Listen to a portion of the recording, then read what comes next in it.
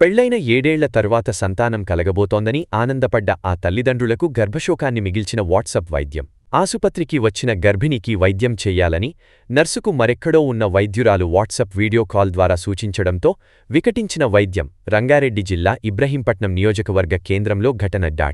ఇబ్రహీంపట్నం మండలం ఎల్మినేడు గ్రామానికి చెందిన బుట్టి గణేష్, కీర్తిలకు 7 ఏళ్ల కిందట వివాహం జరిగిన సంతానం కలగకపోవడంతో ఇబ్రహీంపట్నంలోని విజయలక్ష్మి ఆస్పత్రిలో డాక్టర్ అనూషారెడ్డి దగ్గర వైద్యం చేయించుకున్న దంపతులు ఈ క్రమంలో 5 నెలల గర్భిణిగా ఉన్న కీర్తికి నొప్పులు రావడంతో అదే ఆస్పత్రికి తీసుకువచ్చిన కుటుంబ సభ్యులు ఆ సమయంలో వైద్యురాలు అందుబాటులో లేకపోవడంతో డాక్టర్ వాట్సప్ వీడియో కాల్ ద్వారా చేసిన సూచనల మేరకు గర్భిణీ కీర్తికి ఇంజెక్షన్లు ఇచ్చి చికిత్స చేసిన నర్సు.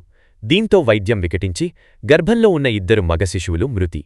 అనంతరం చికిత్సకు రూ.30,000 చెల్లించాలని బాధితులను డిమాండ్ చేసిన ఆస్పత్రి యాజమాన్యం, మీ నిర్లక్ష్యం వల్లే కవల శిశువులు మృతి చెందారు, పైగా మమ్మల్నే డబ్బులు చెల్లించమంటున్నారు అంటూ ఆసుపత్రి వద్ద ఆందోళనకు దిగిన బాధితుల కుటుంబ సభ్యులు, బంధువులు ఇప్పటికే సంతానం కోసం రూ.15 లక్షల వరకు ఖర్చు చేశామని, కవలపిల్లలు పుడుతున్నారని తెలిసి సంతోషంగా ఉన్న సమయంలో ఇలా వైద్యురాలి నిర్లక్ష్యంతో దారుణం జరిగిందని కుటుంబ సభ్యులు ఆవేదన. దీంతో ఆసుపత్రికి వచ్చి వివరాలు తెలుసుకుని ఆసుపత్రిని సీజ్ చేసిన జిల్లా వైద్యాధికారి వెంకటేశ్వరరావు.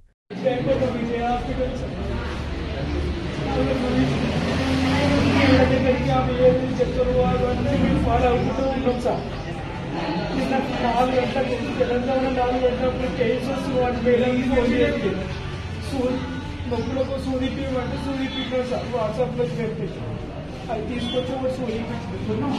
ఆడికి వచ్చి సరే ఎక్కువ పెయిన్స్ ఎక్కువ అనిపిస్తే ఈ టైం పన్ను రమ్మంటే ఈ టైం పన్ను తీసుకొని వచ్చినాం సార్. ఈ టైం పన్ను తీసుకొని వస్తే ఇక్కడ ఉన్న ఆయనతో ట్రీట్మెంట్ స్టార్ట్ చేసిన పిల్లలు చంపారు సార్. మేడం 4 గంటల నుంచి ఫోన్ చేస్తే 11 గంటలు నా పిల్లల మొత్తం బయటికి వెళ్ళాక చచ్చిపోయిన పిల్లలు నా చేయడం పెట్టింది సార్. ఇంత నిర్లక్ష్యం చేశారు సార్. నిర్లక్ష్యం చేసిన పిల్లలు దూరం చేశారు సార్ హాస్పిటల్లో.